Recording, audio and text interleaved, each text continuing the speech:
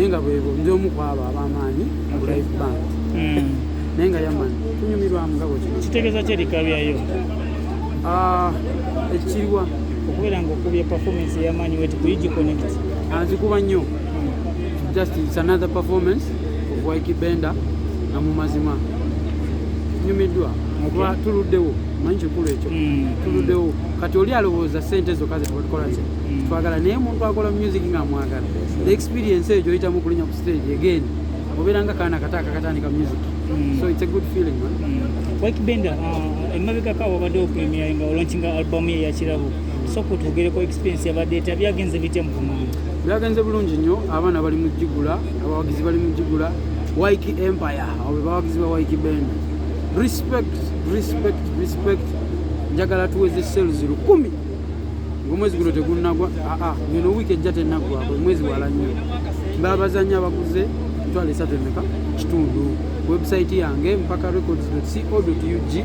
muli album ey'amaanyi kuliko ennyimba 18 zenkusiba hit song ziriko 18 ne ku YouTube obunako oteekayo ate nawe vyo ziraba Waiki Benda sawa zino gulu afuuse gulu tukumanyiko nga former president of WUMA Uganda Musicians Association ensonga y'eggulu eno okubeera nga ekutte waggulu akakiiko kikuleka wagwe ng'omumembe okola ki wano president babikwasaganya ebyo nze ndi former so nange ndi mugoberezi kyebanatugamba kyetunakola naye ze sinnabagendayo era simanyi oba ndigendayo naye kyemmanyi nti sirina buyinza kubyogerako kuba sinitegeera gwe ng'omuyimbi osuubira enteekateeka ey'enjawulo enekusifu gye mwandiyisemu mwe ng'abayimbi okubeera nga munamu ekuba ggulu wajjeno simanyi kyenyinza okugamba music is still alive music wa Uganda akyali mulamu nnyo era akyafuna nnyo kyovola abantu bakyafulumya ennyimba kitegeera John Black yafulumya Figi yafulumya nenfulumya ndaba Shiba yafulumya so music akola era abaana bali mukola sente mumpola mpola naye just za stages ezakozeki ezatuvuddeko nenga music mwali baleme kubalowesa nti okuba abagenze ggulu so tetulina simanya babega music akyakola yagenze ggulu alina byabanja amaze emyaka ebiri tayimba nyinza oba saagenze naye si mukyamu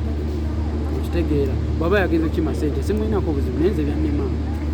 nandasuwaya ekyo Waiki Benda tukulaba nga otaddewo legacy ey'amaanyi ofunye abayimbi ab'enjawulo Drekali ozudde ekitone kya Drekali ozudde Lydia Jasmine okubeera nga bonna bali signed under Mpaka Records kino kitegeeza ki eri kalya Yosef watutuuse wano Lydia bambi si muyimbi wa Mpaka naye client wa Mpaka patina wamma mu Mpaka Records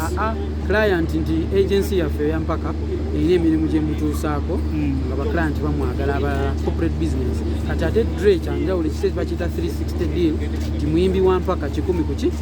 nakyo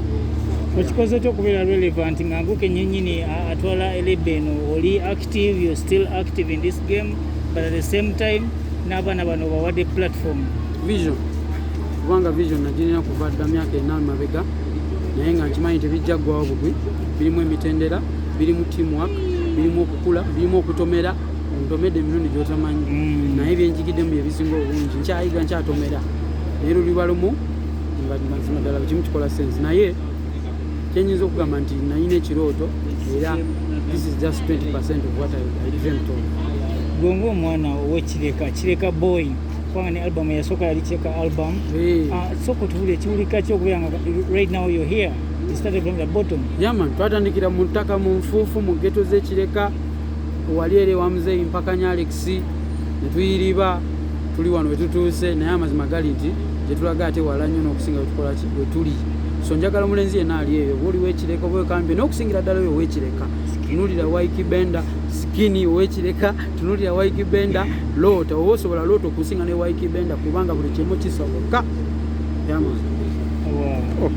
okongerayo wennyini awo